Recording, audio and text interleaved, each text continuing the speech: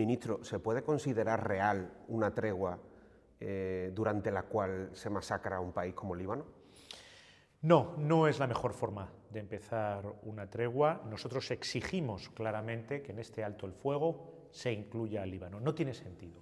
Lo que vimos ayer, precisamente el día que se anunciaba el alto el fuego, Israel lanza el mayor ataque contra un Estado soberano de manera indiscriminada. En cuestión de minutos, cientos de bombas, más de 200 muertos, 1000 heridos.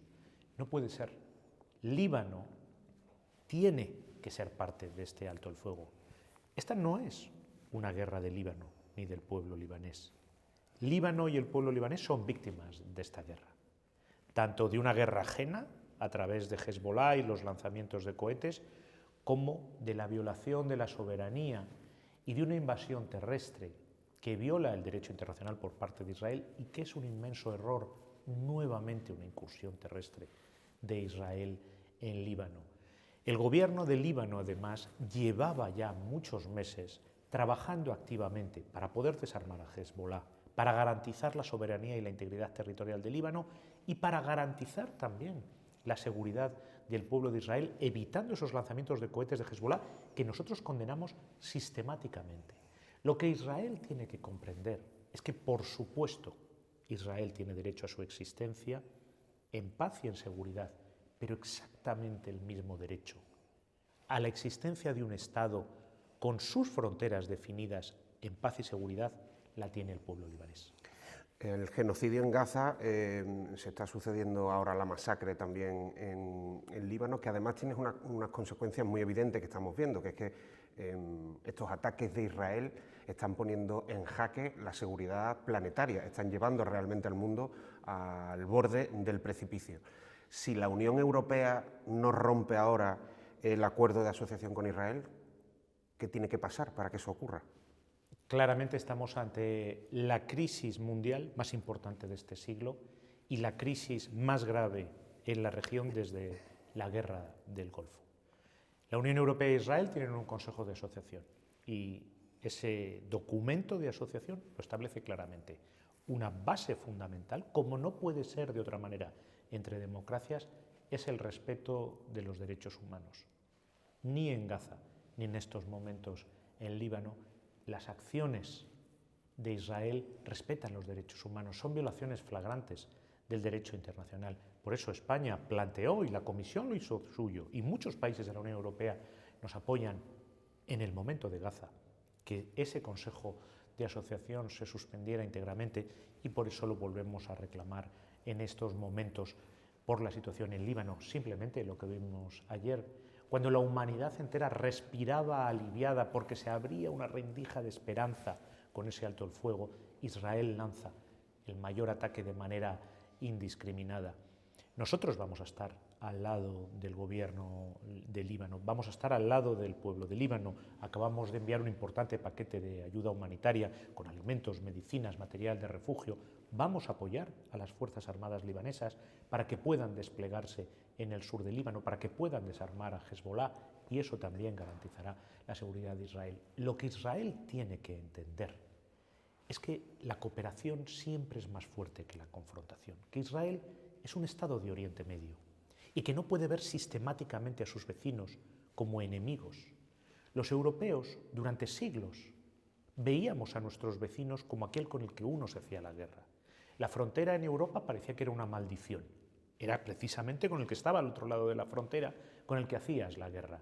Pero un día comprendimos que la frontera podía ser también un concepto de cooperación con tu vecino. Así se construyó Europa. Eso es lo que queremos para Oriente Medio, no una alteración geopolítica, hegemónica, agresiva de Israel, sino que Israel comprenda que la seguridad no se puede garantizar exclusivamente por medios militares y establecer una geopolítica en paz, en cooperación, en buena vecindad, una geopolítica virtuosa en Oriente Medio como tenemos en Europa. Luego le preguntaré por Estados Unidos, pero como estamos hablando de Europa, ¿le defrauda en general la connivencia, la condescendencia de las instituciones europeas con respecto a Israel? En Europa siempre tiene que haber uno que enarbole una bandera que avance más rápido, que lidere a los demás. En este caso está siendo claramente España. Como me dicen mis homólogos del mundo árabe y de Oriente Medio, España está en estos momentos salvando la dignidad de Europa, con el reconocimiento del Estado palestino, con la situación en Gaza, ahora en Líbano, en la guerra en Irán. España fue el primero, pero rápidamente se han ido sumando todos. Europa tiene un papel. Europa tiene un papel porque es como los europeos queremos vivir y proyectarnos, pero también es como esperan la mayor parte de la humanidad. Lo que esperan de Europa es que defendamos la tolerancia, el pluralismo, el derecho internacional, las Naciones Unidas, esos valores europeos. Y en estos momentos no solo están en juego nuestros valores en Oriente Medio, sino también los intereses más directos de los europeos y de las familias europeas. Lo vemos cuando van los españoles y los europeos a llenar el depósito de gasolina de sus coches. Lo vemos en el incremento de los precios de los alimentos porque los fertilizantes están siendo bloqueados en Hormuz. Por todo ello, Europa tiene que jugar ese papel de ser una potencia moderadora, una potencia que defienda la cooperación y el derecho. Porque aquí estamos en una disyuntiva. O el orden mundial de paz, que es el que prevalece en Europa, o el caos y el desorden. O la ley o su opuesto, que es la fuerza. O el derecho o la ley de la selva, la ley del más fuerte.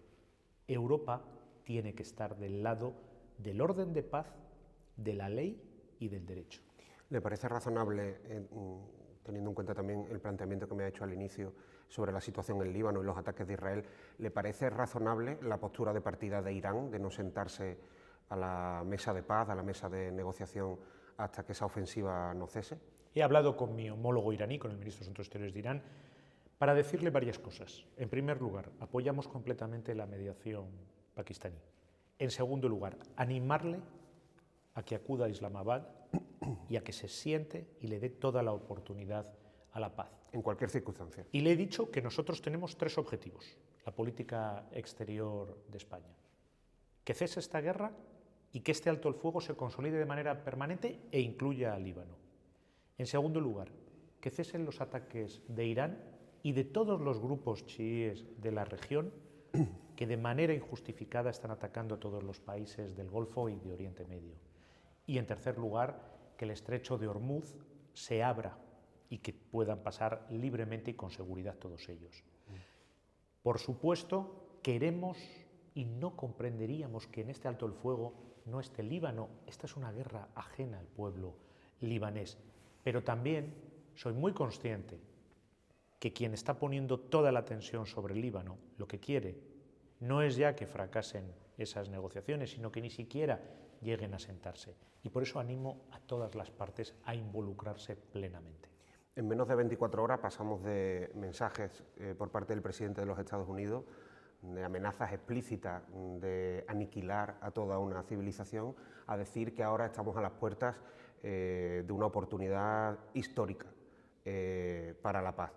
¿Usted cree que estamos realmente más cerca que hace una semana o 2 semanas de una paz mínimamente estable y duradera, o que todo sigue siendo muy frágil y peligroso? Hemos evitado una escalada de consecuencias inaceptables e inasumibles para toda la humanidad, pero todavía estamos muy lejos de la paz. Hay que decir las cosas muy claras a los españoles y las españolas. Este es un alto el fuego muy frágil, abiertamente amenazado, lo estamos viendo con los ataques ayer de Israel a Líbano, y de muy corto tiempo, 2 semanas. 2 semanas es muy poco tiempo. Yo he estado en muchas negociaciones diplomáticas de todo tipo. 2 semanas es un periodo muy corto, pero hay que apostarle todo a ello. Y por lo tanto, esta es en estos momentos la mejor oportunidad que tenemos. Pero estamos todavía muy lejos de esa paz. Ha dicho hoy usted en su comparecencia en el Congreso que hay además muchos actores interesados en que esa paz ni siquiera se empiece a hablar. Por supuesto, cuando vemos que ayer, el día que se anunciaban, seguían los lanzamientos de cohetes y drones sobre los países del Golfo, se producía el mayor ataque de Israel a Líbano, yo soy muy consciente. Hay muchas personas interesadas, no ya en que esas negociaciones en Islamabad no lleguen a ningún puerto, sino que ni siquiera llegasen a sentarse los actores. Se refiere principalmente a Israel, ministro. Claramente el gobierno de Israel, desde luego, ayer, cuando toda la humanidad respiraba aliviado, seguía empecinado en una guerra que no es buena para nadie, tampoco para las legítimas demandas de seguridad de Israel. Yo condeno todas las acciones de Hezbollah cuando se producen, pero la fuerza militar por sí sola nunca garantiza la seguridad de nadie. Por eso es tan importante que aquellos como España, que fue el primero que dijo que no hay salida militar para esta situación, tiene que ser exactamente lo que va a ocurrir, negociada a través de la diplomacia, a través del diálogo, todos le apostemos a la paz.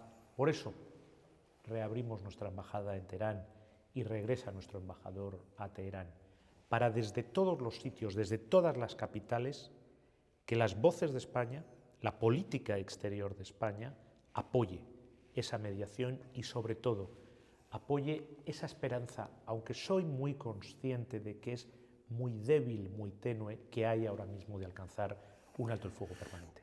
En la era de Donald Trump, en esta segunda etapa en la Casa Blanca, resulta realmente complicado explicarle una lógica a los designios del mundo, incluso al propio comportamiento, evidentemente, de los Estados Unidos, pero yo le voy a preguntar por si usted fuese capaz de explicarle a la ciudadanía sobre este conflicto en concreto, sobre el origen de este conflicto. El gobierno algunas veces, el propio presidente lo ha hecho, ha establecido algún tipo de paralelismo con Irak, especialmente en lo que se refiere a la actitud del gobierno de España entonces y ahora. Pero es verdad que aquella invasión también ilegal al menos fue enmascarada en una excusa oficial que luego resultó ser falsa, que era la búsqueda de armas de destrucción masiva. Luego se vieron también que había muchos intereses comerciales relacionados con el petróleo. Pero aquí, en Irán, sabemos exactamente a qué ha ido Donald Trump, a qué han ido los Estados Unidos de América a Irán, cuál es el objetivo, porque ni siquiera se han trabajado esta vez la excusa. No ha habido una explicación al respecto, solo el presidente de los Estados Unidos podría responder a esa pregunta. Lo que sí es evidente es que esta guerra, igual que lo fue la guerra de Irak, son guerras en violación del derecho internacional y son guerras completamente ilegales. Si trazamos ese paralelismo entre la guerra de Irak y esta guerra, ambas guerras ilegales, todos los españoles son muy conscientes dónde se habría situado España si en estos momentos hubiera un gobierno distinto al del gobierno de Pedro Sánchez al frente de nuestro país. Hubiéramos estado con un gobierno del Partido Popular. Ahí están las declaraciones, por ejemplo, de Cayetana Álvarez de Toledo diciendo sí a la guerra de Irán, las declaraciones del primer día del señor Feijóo diciendo que España tenía que estar con sus aliados en esta guerra. Hubiéramos estado en el rincón de la historia y de la ilegalidad internacional en vez de estar donde estamos, en el de la paz, la negociación. Y mire, todo está en estos momentos conectado, absolutamente todo. Irán, Gaza, Líbano, Ucrania, Groenlandia, Cuba, todo responde a lo mismo, a intentar imponer la ley del más fuerte frente al orden internacional de paz.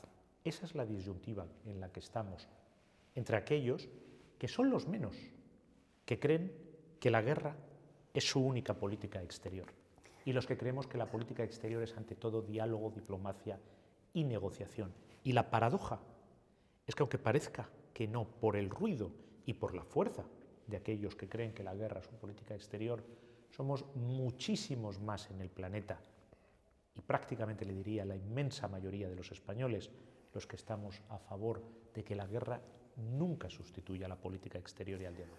Claro, se lo preguntaba porque estamos a las puertas, esperemos, de una negociación trascendental para ver si esta paz es duradera o no, y para esa negociación será muy importante saber con qué se daría por satisfecho Estados Unidos para retirarse. Para eso habría que saber con qué objetivo ha ido allí, más allá de que sean guerras ilegales o ilegales o invasiones absolutamente criminales. Por ejemplo, sabemos cuál es el objetivo claro de Vladimir Putin en Ucrania, el de Netanyahu en Gaza, incluso el de Netanyahu en Líbano, pero no tenemos muy claro qué le valdría al presidente de los Estados Unidos como una salida digna de Irán, ¿no? Yo le puedo decir ¿cuál es la posición del Gobierno de España? Dos cosas. Una, no hay solución militar para esta crisis, que es la mayor crisis mundial de este siglo. Y dos, ¿cuáles son los objetivos que persigue la política exterior de España desde que empezó esta guerra, que no es nuestra guerra, ni nos han consultado, ni nos han informado? Uno, que termine los bombardeos, incluido sobre el Líbano, que tiene que ser parte del alto el fuego. Que cesen los lanzamientos de cohetes y de drones sobre los países de Oriente Medio. Y tres, que se abra el estrecho de Hormuz con un paso libre y seguro, sin ningún tipo de discriminación. Esos son los objetivos que nosotros vamos a intentar favorecer en estos días de negociación. ¿Usted comparte el diagnóstico de que Estados Unidos está perdiendo la guerra? Las guerras las pierden todos, las guerras las pierden los ciudadanos, las guerras los pierden los ciudadanos iraníes, que no es con bombas como va a llegar la igualdad de las mujeres iraníes, la democracia, los anhelos de libertad que nosotros respaldamos. La pierden los ciudadanos libaneses que no comprenden por qué se les ataca con esta saña por parte de Israel cuando ellos son víctimas y rehenes de una guerra ajena. La pierden también los ciudadanos de Israel que reciben misiles y drones sobre sus viviendas, las de todos los países del Golfo, los ciudadanos europeos que ven sin saber por qué nadie les ha consultado sobre esta guerra, se encarece el precio de la gasolina, de los alimentos. Las guerras al final las pierden sobre todo los ciudadanos y esta es especialmente grave porque aunque es una guerra regional como no se ha visto desde la guerra del Golfo, sus consecuencias son mundiales. Hay muchos analistas internacionales, expertos además en el Golfo, expertos en política árabe-iraní, asegurando que 4, 5, 6 semanas después de que hayan empezado los bombardeos sobre Irán, el régimen de los ayatolás es hoy más fuerte que antes de la guerra. ¿Usted comparte esa opinión? En cualquier caso, el régimen sigue ahí y nosotros hemos condenado todas las violaciones de derechos humanos del régimen. Nosotros apoyamos los anhelos de libertad del pueblo iraní, muy especialmente de las mujeres iraníes. Yo voté a favor de la inclusión de la Guardia Revolucionaria dentro de los grupos terroristas de la Unión Europea y he condenado cada una de las ejecuciones de opositores y de ciudadanos en Irán. Pero no es con bombas desde el cielo cómo va a llegar la igualdad, cómo va a llegar la democracia, la prosperidad. La paz, la democracia, la prosperidad nunca llega con las guerras, todo lo contrario. Llega la espiral de violencia y llega el caos. Hablaba usted de la ley del más fuerte, que parece evidentemente que es la regla principal que está imponiendo esta administración americana en un mundo en el que parece que han dejado de operar las reglas, o al menos eso es lo que aspira el presidente de los Estados Unidos. ¿Este presidente de los Estados Unidos de América es un peligro para la paz mundial? La paz mundial la construimos entre todos, pero Estados Unidos es un país especialmente importante. Estamos hablando de la primera potencia militar del mundo, la primera economía del planeta, un miembro permanente del Consejo de Seguridad de las Naciones Unidas. El Consejo de Seguridad de las Naciones Unidas tiene como misión fundamental velar por la paz y la seguridad mundiales. Por supuesto que necesitamos a Estados Unidos para garantizar la paz y la seguridad mundiales, es un actor fundamental. En este mundo sin reglas, en este nuevo contexto internacional, quería preguntarle, o si usted le puede explicar a la ciudadanía española, qué utilidad sigue teniendo una institución como la Alianza Atlántica, por ejemplo, la OTAN. Estamos asistiendo día tras día a declaraciones del secretario general de la OTAN puesto prácticamente al servicio de los intereses de solo uno de sus socios, el de los Estados Unidos de América. De hecho, en las últimas horas hemos escuchado a su secretario general decir que la guerra es una buena idea y que seguir adelante con ello. ¿Qué opina? La relación transatlántica ha sido mutuamente beneficiosa para europeos y para norteamericanos a lo largo de todas estas décadas, tanto en materia comercial como en materia de seguridad. La Alianza Atlántica ha permitido garantizar la seguridad y mantener la disuasión en Europa y en Estados Unidos. Pero es evidente que para que eso siga siendo así, necesitamos a ambas partes, Europa y Estados Unidos. Y la nueva administración norteamericana tiene postulados distintos tanto en materia comercial como en materia de seguridad. Nos invitan a los europeos a ir más allá, a tomar nuestro destino en nuestras manos. Y yo he sido muy claro al respecto. Este es un momento en el que Europa tiene que avanzar hacia su soberanía y su independencia. En materia económica, con un mercado digital europeo, con un mercado de capitales europeos, para que el dinero europeo financie sobre todo la innovación y las ideas europeas, con nuevos socios comerciales, como estamos haciendo correctamente, con Mercosur, con India, con Australia, y también tener la disuasión en nuestras manos, con un ejército europeo y con una integración de nuestras industrias de defensa, porque Europa tiene que ser libre para poder decidir. Y para poder decidir libremente, uno tiene que quedar fuera de cualquier coerción, sea arancelaria o sea militar. Por eso la disuasión, tanto comercial como de seguridad, tiene que estar en manos europeas cada vez más. ¿Al margen de la OTAN, por tanto, en este contexto? No es lo que nosotros queremos, insisto. La relación transatlántica en materia comercial y en materia de seguridad ha sido mutuamente beneficiosa. La Alianza Atlántica ha cumplido ese papel de alianza de democracias para mantener la disuasión y la protección de todos nosotros. Pero si uno de los socios fundamental tiene otros postulados y nos anima a ello, desde luego que nosotros tenemos que seguir garantizando la seguridad, que por cierto, la seguridad no se garantiza solo con tanques. Hay un componente, claramente, de seguridad dura, si me lo permite, pero hay muchos otros, mercado de capitales, mercado digital, integración y competitividad de nuestras empresas. Y nunca ha habido una antinomia entre un pilar europeo sólido de la OTAN con una seguridad común europea frente a la OTAN. Al contrario, lo que hace es reforzarla. Me quedan algunas, pero voy rápido, que sé que tiene prisa.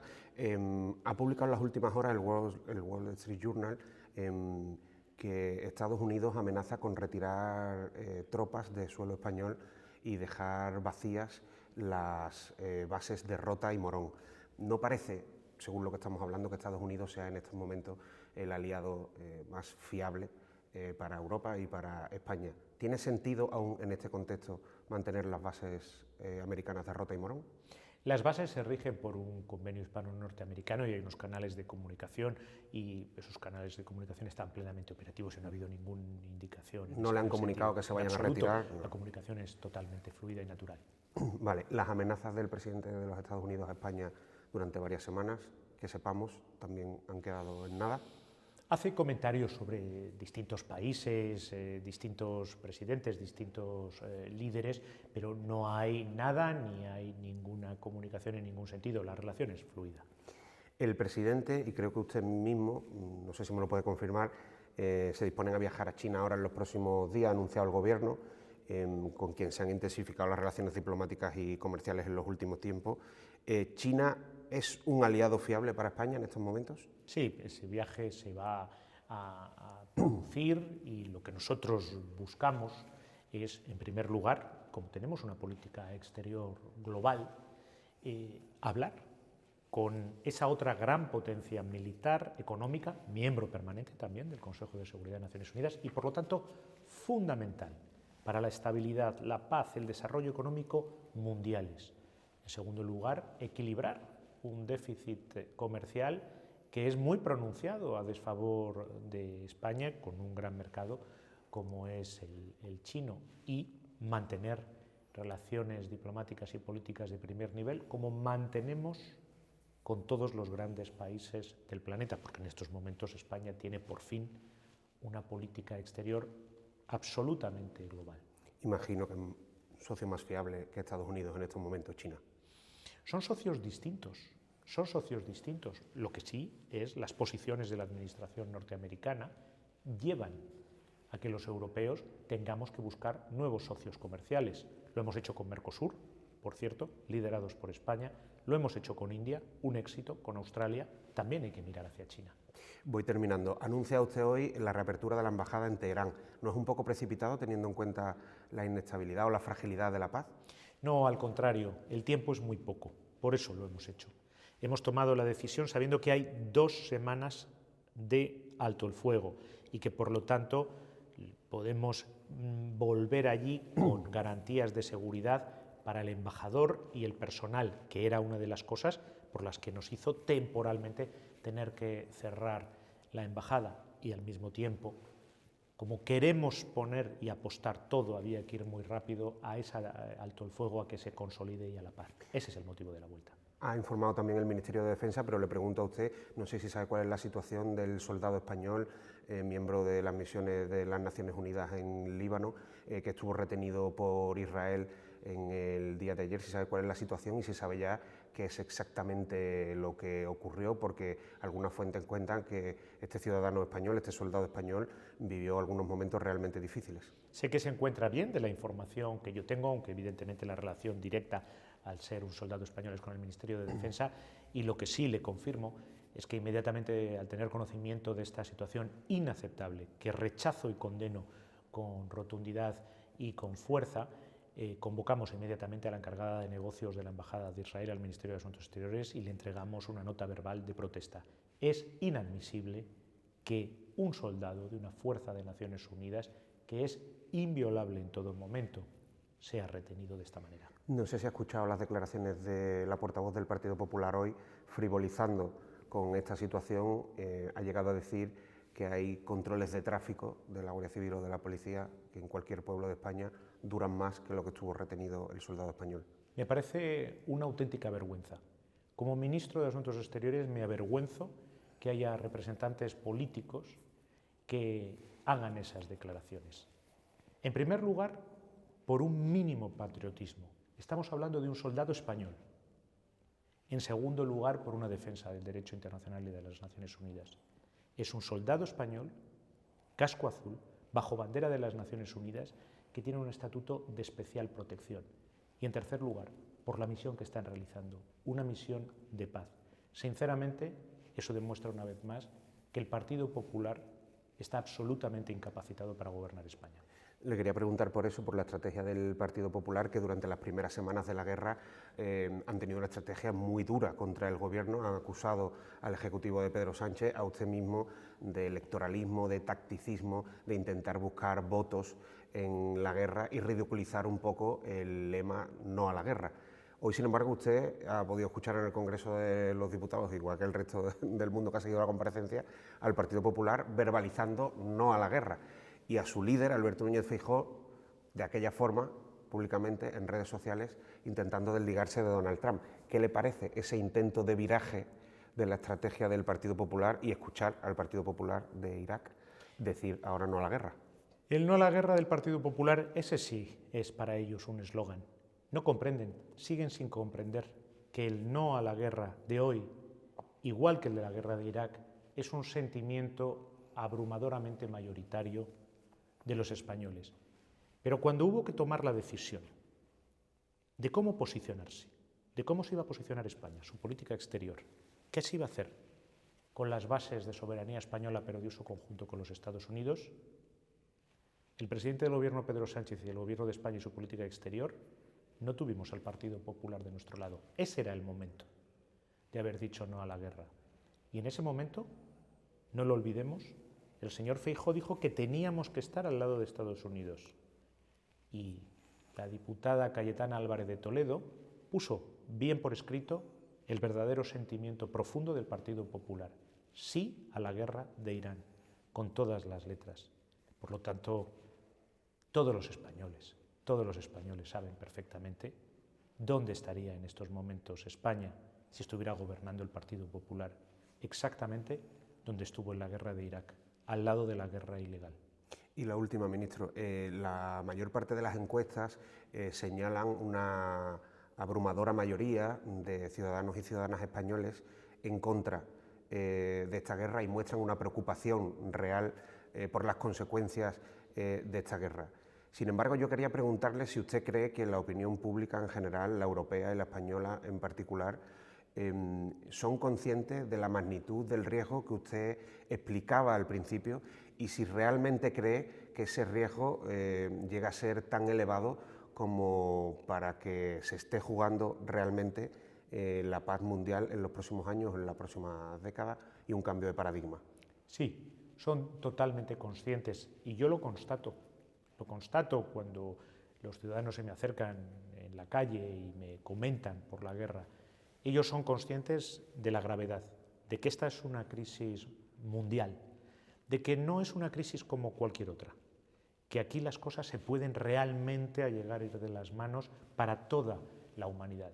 Son conscientes del impacto que tiene para su vida cotidiana y para su economía familiar y personal, y son conscientes de que aquí nos estamos jugando cosas absolutamente básicas, impensables hace muy poco: la guerra o la paz, el derecho o el caos. Incluso Sí, para nuestra propia seguridad en nuestro país. esto tiene consecuencias mundiales. La seguridad no es solamente una seguridad militar, la seguridad es también de flujos energéticos. España tiene garantizado, con países como Argelia, un gran socio con el que hemos viajado, y con otros países, con la soberanía energética que tenemos, con las energías renovables, su consumo, pero es consciente de que el incremento de precios de la gasolina, el posible incremento de precios de los alimentos, todo eso es también su bienestar y, por lo tanto, su seguridad. De acuerdo, pues muchas gracias, ministro. Gracias. Un placer.